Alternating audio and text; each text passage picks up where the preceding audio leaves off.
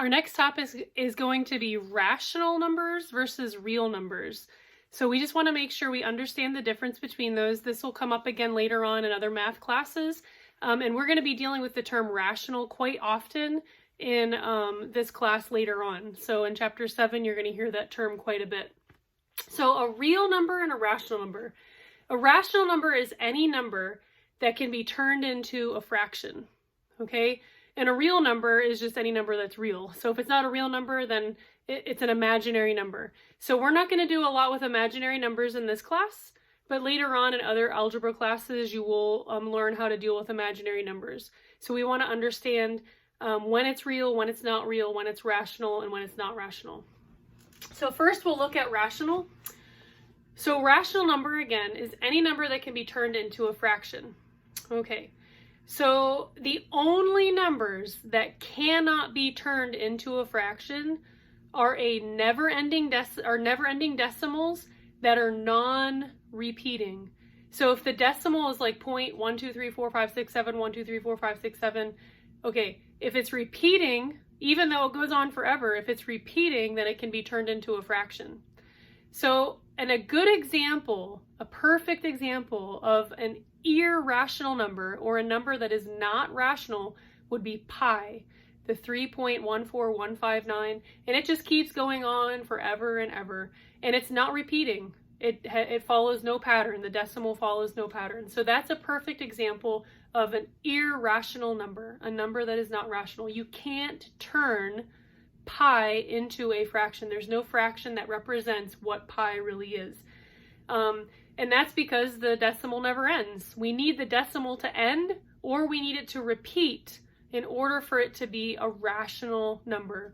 It has to be repeating or ending if we're going to turn it into a fraction. So I have a few different examples here. Again, the number pi, that is just a never-ending, non-repeating decimal. So that is going to be irrational. It's not a rational number. 3/5. 3/5 is already a fraction, so obviously it can be turned into a fraction. So this is a rational number. The number 2, is that a rational number? Every whole number is an invisible fraction. It has a fraction bar with the number 1 under it. So yes, this is a rational number. And our last one is 5.33333. That is never ending, but it is repeating. So this is also rational. We can turn that into a fraction. What is 0.33333 as a fraction? Well, that would be 5 1/3. So 0.3333 can be turned into a fraction of 1/3. And if you were to type that in a calculator, 1 divided by 3, you would get 0.3333, never ending, but it is repeating. So as long as that never ending decimal is repeating, then it is rational. All right, real numbers. The instance that we're going to be dealing with real numbers is going to be with our square root symbols. And we'll get more on square roots and understanding more about that in chapter 9. We'll get more practice on that later. But right now, a square root is like the opposite of an exponent. So an exponent is a special form of multiplication, and square roots are a special form of division. So what times what? What times itself is going to equal 4? Well, 2 times 2. So 2 to the second power, or 2 squared. So the square root of 4 is 2. What about the negative square root of 16? Well, we know that the square root of 16 is 4. So 4 times 4 equals 16. But this negative is saying take the opposite of whatever the square root is. So the square root of 16 is 4, but the opposite of 4 is a negative 4. What about the square root of negative 25? So this time, the square root itself is negative. So the negative is underneath the radical sign or the square root sign. It's not outside. Well, think about this. An exponent of 2 means a negative times a negative, or a positive times a positive.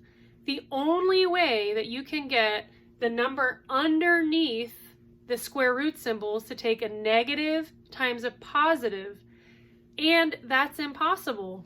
So if you have a negative 5 squared, that would equal a positive 25. If you were just to have a 5 squared, that would equal a positive 25. There is no way to get a negative number under a square root symbol.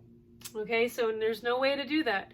So that means that this number is not real, because you would have to have a negative times a positive, and a negative times a positive is not the same number. So whenever you're taking a square root, it's the number multiplied by itself exactly the same. So anytime you see a negative under a square root symbol, we know that this is, my markers are running out, not real.